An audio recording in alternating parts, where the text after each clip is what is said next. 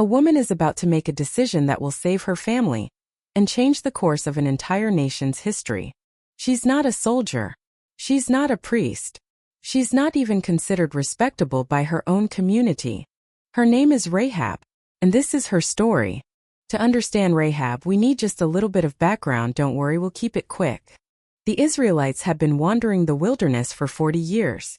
Now, finally, they were standing at the edge of the Promised Land. On the other side of the Jordan River sat a city, Jericho. Ancient, walled, heavily fortified. The first major obstacle standing between the Israelites and the land they'd been promised. Joshua, the leader of Israel at this point, Moses' successor, needed information before making any move.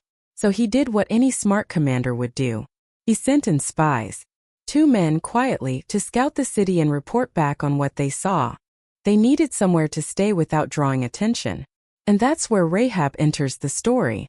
The Bible describes her plainly, without any softening. She was a prostitute, living in a house built into the city wall of Jericho. That location matters, we'll come back to it.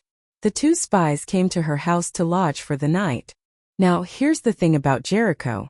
It wasn't a place friendly to strangers, especially not strangers from the nation everyone knew was on its way to invade. Word travels fast in a small walled city. And word got to the king of Jericho almost immediately. There are Israelite spies in the city, and they're staying at Rahab's house. This is the moment the story really begins. The king's men showed up at Rahab's door with a direct order. Bring out the men who came to you. They've come to spy out the whole land. This is where Rahab makes her first big move. And it's a bold one. She had already hidden the 2 spies up on her roof, tucked under stalks of flax that were laid out there to dry. Then she came to the door and lied to the king's soldiers straight-faced. She told them yes, some men did come to her, but she didn't know where they were from, and they'd already left, right around the time the city gate was closing for the night. If they hurried, she said, they might still catch them. The soldiers believed her. They took off after the spies, chasing shadows in the dark toward the Jordan River. And the city gate shut behind them. Rahab had just committed treason against her own city to protect 2 strangers. Why?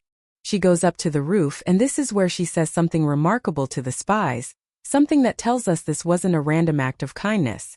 She tells them she knows the Lord has given them this land. She says everyone in Jericho is terrified of them. That word has spread about what happened when the Israelites crossed the Red Sea, and what they did to other kings in the region. She says plainly that everyone's courage has failed and everyone's hearts are melting with fear because of them. Then she makes her move. She's protected them. Now she asks for protection in return. She asks them to swear by their God that when the Israelites take the city, they will spare her life and the lives of her whole family. The spies agree. They swear an oath. Their lives for hers on one condition: she has to keep this whole conversation secret. And she has to gather her family inside her house when the attack comes, because anyone who steps outside that house won't be protected. Then comes the detail that gives this story its lasting symbol. Rahab's house was built into the city wall itself, with a window facing outward. So she lowers the 2 spies down that window on a rope, letting them escape the city entirely undetected. Before they go, they give her one final instruction: tie a scarlet cord, a bright red rope, in that same window. It'll be the sign. When the Israelite army comes, they'll see that cord and know this house and everyone inside it is to be left untouched. She agrees. She ties the cord in the window, and she sends the spies off with directions: head for the hills first, hide there for 3 days until the search parties give up, then make your way back to your camp. They do exactly that. 3 days later they report back to Joshua. Everyone in the land is terrified of us. The Lord really has given us this whole territory. Now we jump forward to the famous part of the story, the part most people already know, even if they've never heard Rahab's name. The Israelites march around Jericho for 6 days in complete silence. On the 7th day they march around 7 times. Then the priests blow their trumpets, the people shout, and the walls of Jericho collapse. But here's the detail that connects everything back to Rahab. Before the walls came down, Joshua gave a direct order to the same 2 spies: go to the prostitute's house and bring her out, along with everyone who belongs to her, exactly as you swore to her. So they went in, brought out Rahab, her father, her mother, her brothers, and everyone else in her family, and placed them somewhere safe just outside the Israelite camp. Every single other part of the city was destroyed, but Rahab's house, marked by that scarlet cord, was spared, along with everyone inside it. She had risked everything on a promise made by two strangers passing through in the middle of the night.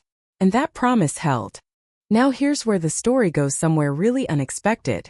Rahab doesn't just disappear from the narrative after Jericho falls. The text tells us she lived among the Israelites to this day, meaning her story was well known, her descendants were known, long after the events themselves. And then, centuries later, something remarkable happens. Open the very first chapter of the New Testament, the Gospel of Matthew, and you'll find a genealogy, a family tree tracing the ancestry of Jesus.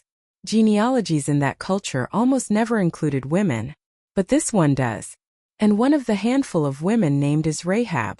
She's listed as an ancestor of King David, and therefore an ancestor of Jesus himself. Think about the scale of that. A Canaanite woman, an outsider to Israel, working in one of the most looked down upon professions of her time, ends up woven directly into the family line that produces the central figure of the entire Christian story. She's mentioned twice more in the New Testament too. In the book of Hebrews, she's held up as an example of faith, someone who acted on a belief that turned out to be true, even without proof, even at massive personal risk. In the book of James, she's used as an example that faith without action doesn't mean much on its own. So what do we actually take from Rahab's story? First, she shows us that people aren't defined forever by where they started or what their circumstances were. Second, her story is fundamentally about a decision made under pressure, with everything on the line, based on conviction rather than certainty. An ordinary, overlooked person, faced with an extraordinary choice, who chooses courage. If you enjoyed this story, let me know in the comments which biblical figure you'd like to see covered next. And don't forget to subscribe for more stories like this one.